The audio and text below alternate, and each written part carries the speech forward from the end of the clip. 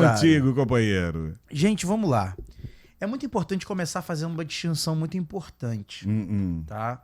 Particularmente, não sou favorável, de maneira alguma, ao envolvimento de evangélicos com festas juninas dentro de contextos religiosos.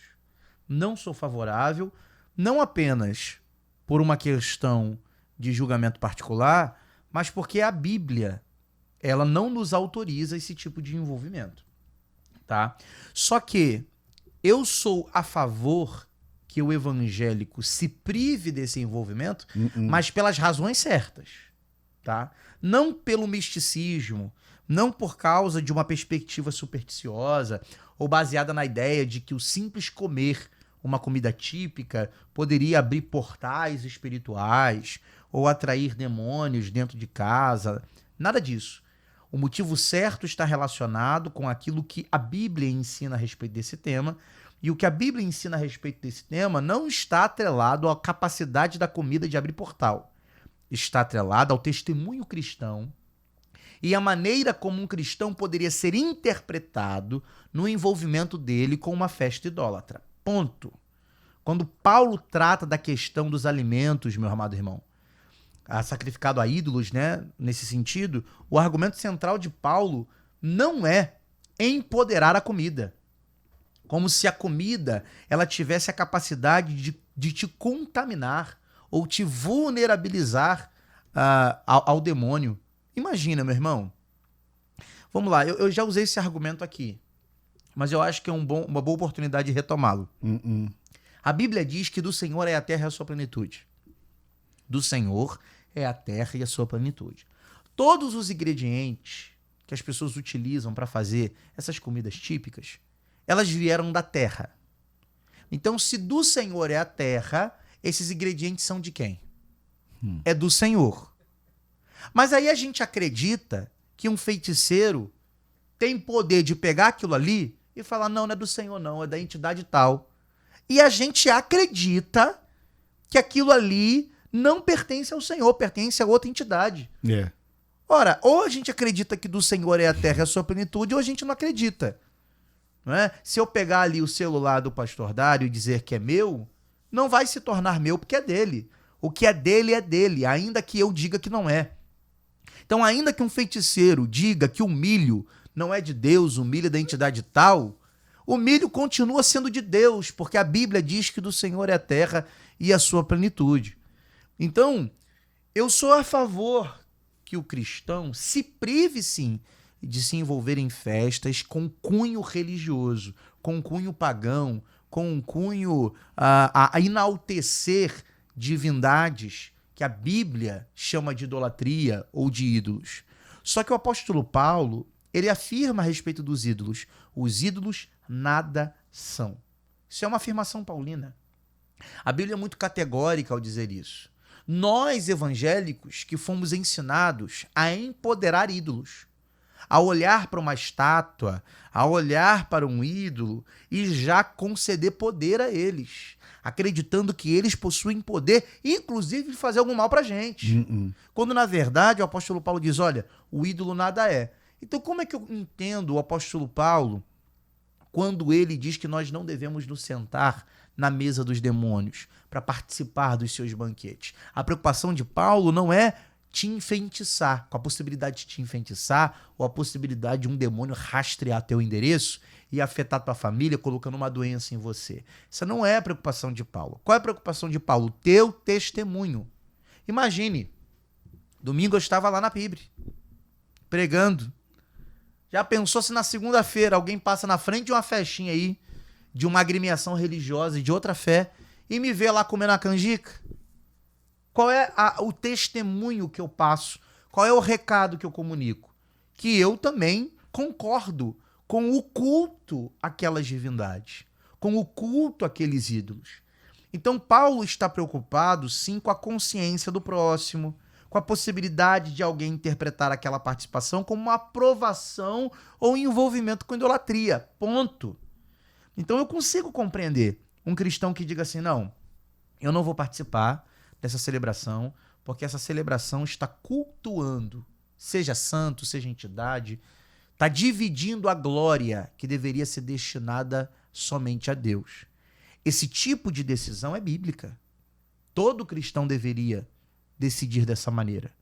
Eu não vou. Porque como eu vou pregar contra a idolatria se eu estou me satisfazendo do banquete realizado para ídolos? Esse é o argumento de Paulo. Eu não tenho credibilidade para pregar contra aquilo que eu mesmo me beneficio. É isso que Paulo está dizendo. Olha, vocês são chamados para anunciar um Deus verdadeiro. Então, para anunciar o Deus verdadeiro, vocês não podem participar das festas dos deuses falsos.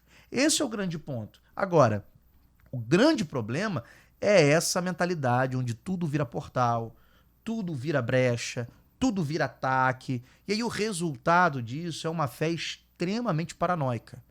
Extremamente paranoica.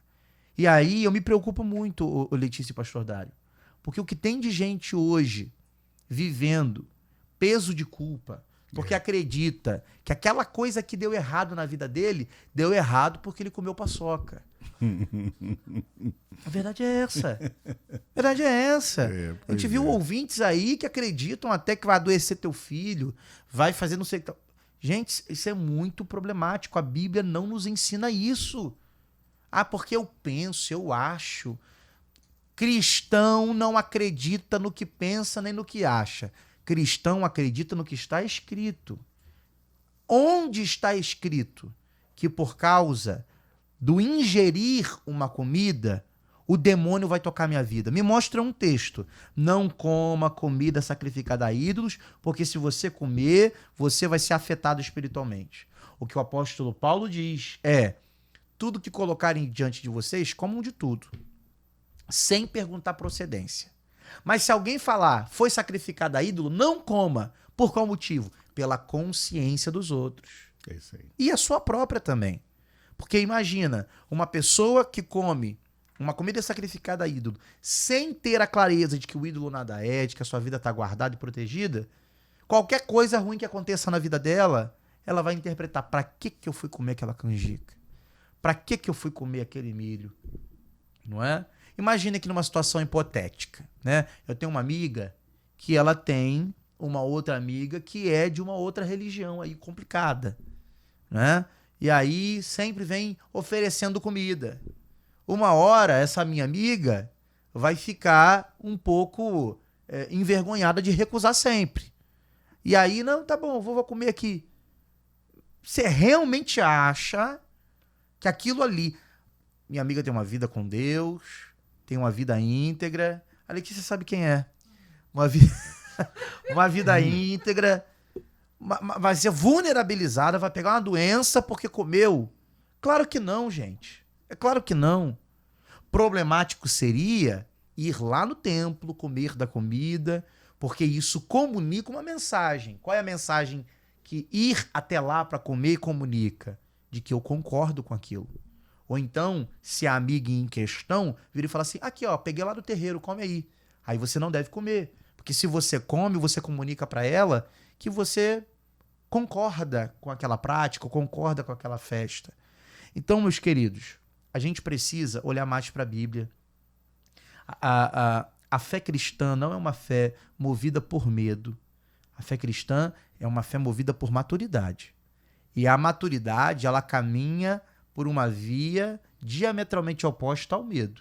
Quem tem medo demais é gente matura. Não é? Quando você era criança, você tinha medo de quê? De escuro. Né? Tinha medo de bicho-papão. Você tinha medo do armário, debaixo da cama. Criança é medrosa. Aí você amadurece, você vai deixando de ter medo de escuro, você vai deixando de acreditar em bicho-papão. Aí você vê um monte de crente velho na fé acreditando em bicho-papão ainda.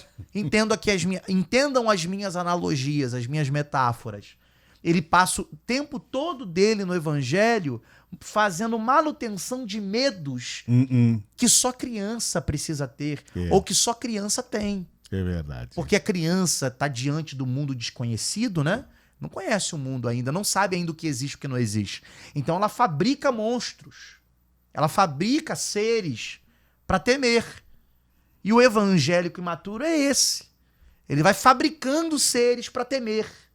vai fabricando os seus bichos papões, não é? Vai fabricando os seus portais espirituais. São fabricações de uma mentalidade que não amadureceu. Enquanto você for imaturo na fé, por mais que você já tenha anos de evangelho, mas a sua imaturidade se revela na medida em que você cria seus monstros particulares para temer. E um deles está relacionado aos deuses pagãos.